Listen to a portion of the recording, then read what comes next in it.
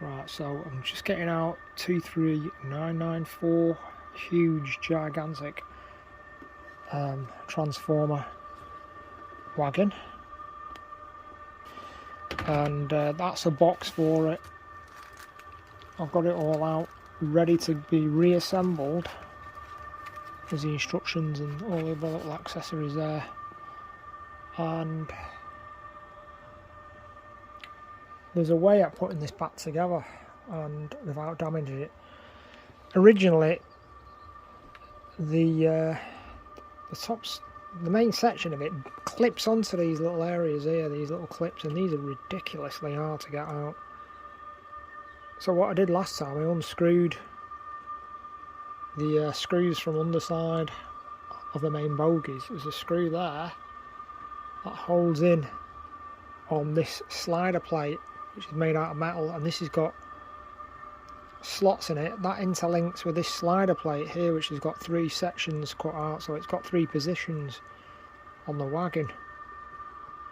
So all you got to do really to make it a lot easier is leave the plates connected permanently and just disconnect it like that with a screw underneath, and then put it back in its box, which it's been in the box for a few years. So I've got it out now.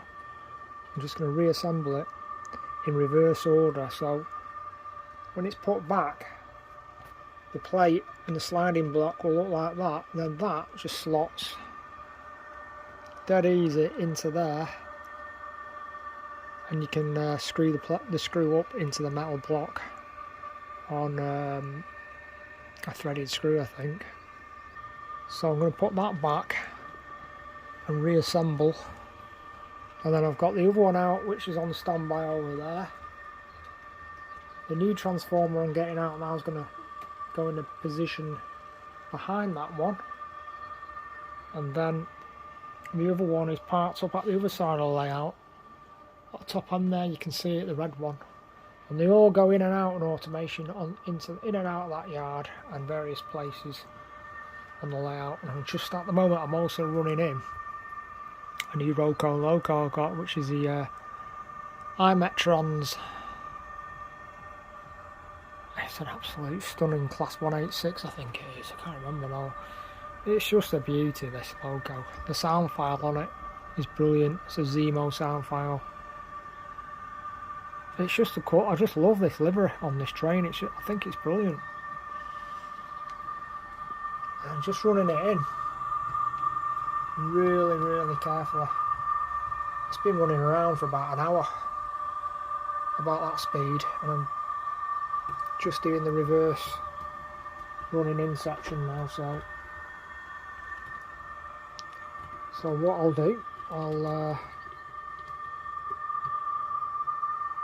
show an unboxing of that, either previous to this video or after this video, I'm not sure at the moment. But anyway, let's get this all reconnected. So what I did, I slightly loosened the screws for the main plate that countersinks on each end of the bogie, then slid it on the top sliding plate, and that enables it to go on. And then you can tighten the screw up. If you tip the wagon on its side, then you can tighten up the screw fully, because if you don't tighten up the screw fully, it doesn't lock into position 100% when it adjusts from left to right. As you can see there, these swivel left and right. We've got 3 different positions, so you want them to be as tight as possible, really. And so the leveling effort, true when it's going around the layout. But this wagon is just so big. I didn't realise how big it was. It's enormous, and it's really heavy. You can see that movement. There's a bit of movement if you don't tighten up the plate. There's a bit of movement around there, so I'm just going to tip it on its side now and tighten up them screws. So that is the best way to do it in my books. Yeah, I'll get that all assembled too. If you don't want to put the wagon on its side, you can, on an edge like this, you can just pull the wagon off, twist the bogies like that. I don't think it's showing up on the camera, and you can get access to the screw there and tighten it up. Failing that, you have to put the wagon on its side. Right, so that's it, it's all assembled. Put a shunting guy on the end there. I've got some more of them figures coming for the other wagons as well. It's just such a beautiful wagon, and once that plate's locked in, you can move.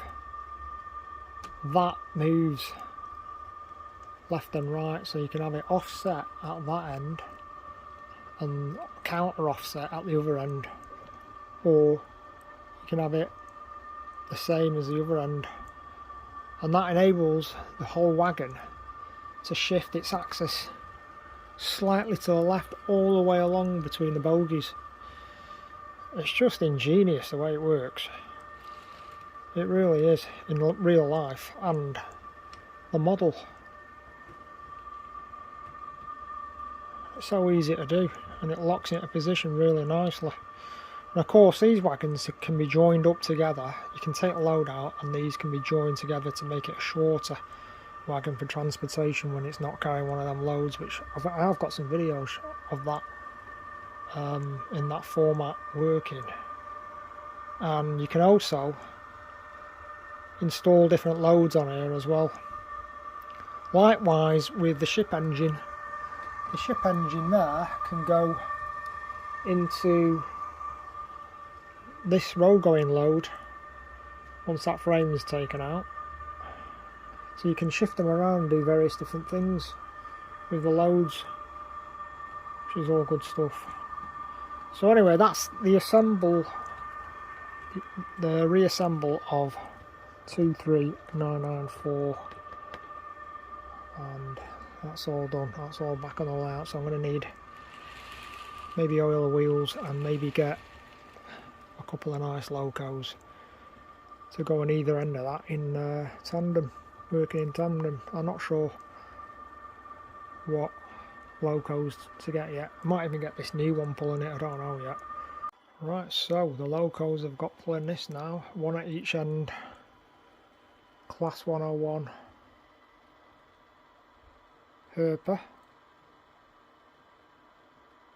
and that's got a coreless motor in there, very powerful motor, and it's only 4-wheel drive on that, but it's got a really powerful motor in there, and I've got the same at the other end, working in tandem to pull this huge wagon. And these motors just run smoothly. There's no like clutch or anything on them, or you know, like the free rolling motors. And to stop them rolling down, say an incline, if it stops on an incline, say on a helix or anything like that, if the train does stop, you can enable electronic brake on the software of the chip to engage when it stops on a slope. But that's quite unusual. It's just the way the motor's set up on the chassis. That whole thing is free moving. So I'll just get that out onto the later yard and put it up to the next wagons, compare the 3 different wagons. Right, so it's going to gracefully come around this section here now, and I'm going to bring it into the centre line.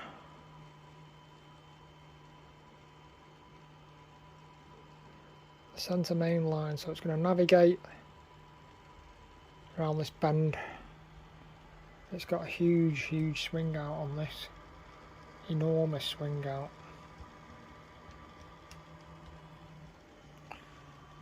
And this one can pretty much go the same routes as the other one. There. That one is a little bit more involving because the load is a lot wider and taller than the transformer. So these motors on these locos, they're virtually, you don't hear any sound at all coming out of them. Really nice. That's navigating through there quite nicely, very slowly, so that's nice. As you can see,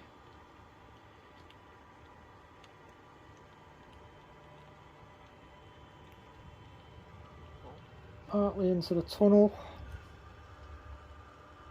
Then what I'll do, I'll just reverse it back and line it up to the other wagons.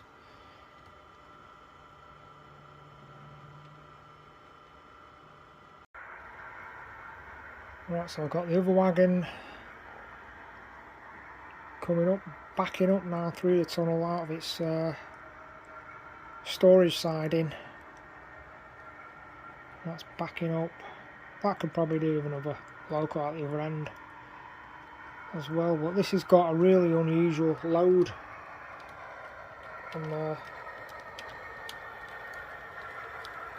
Not exactly sure what that load is, to tell you the truth. I need to reinsert the hydraulic arms on this model as well. They're not engaged, so there we go. I've never had all of these wagons lined up like this before. Let's get it, back it up a little bit more.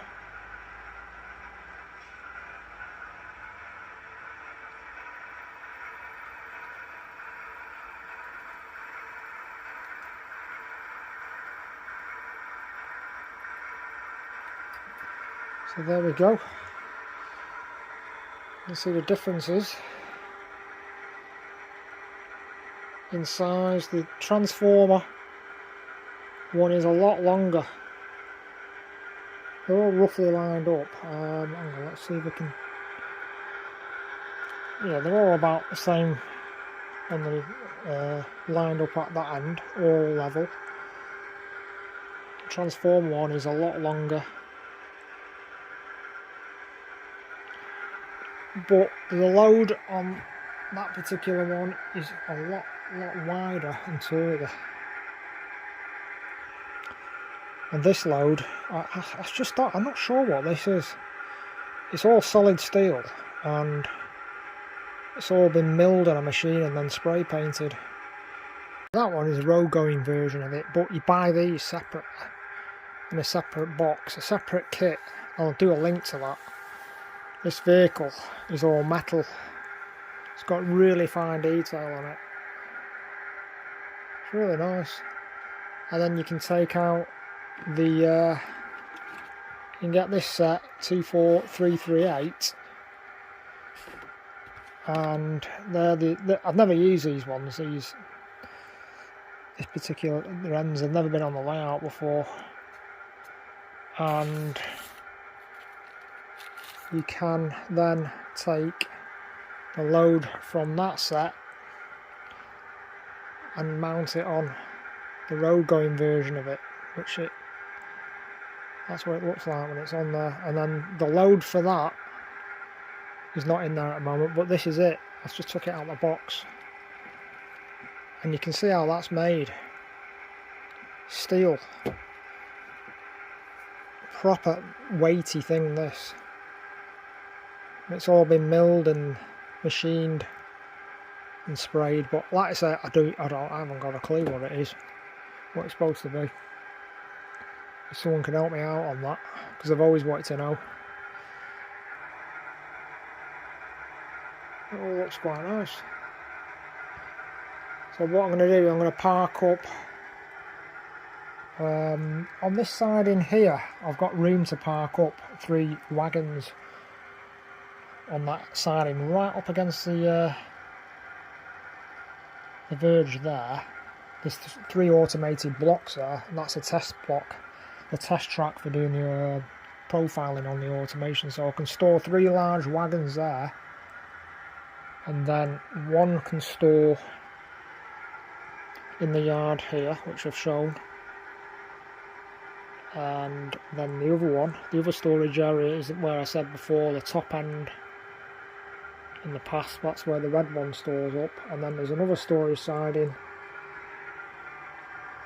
where the maintenance train is, and then there's another storage side into the left hand side of the station up there, and just get it through the signal box. So there's various routes it can do, and then they run the outer main lines. That's what they run. If they're closed up in the short version of the running capabilities, which means you take off the loads and bring the two ends together, obviously you can run them on more routes then, but other than that, that's it. I thought I'd just show that anyway, because I've never done that before. And thanks for watching.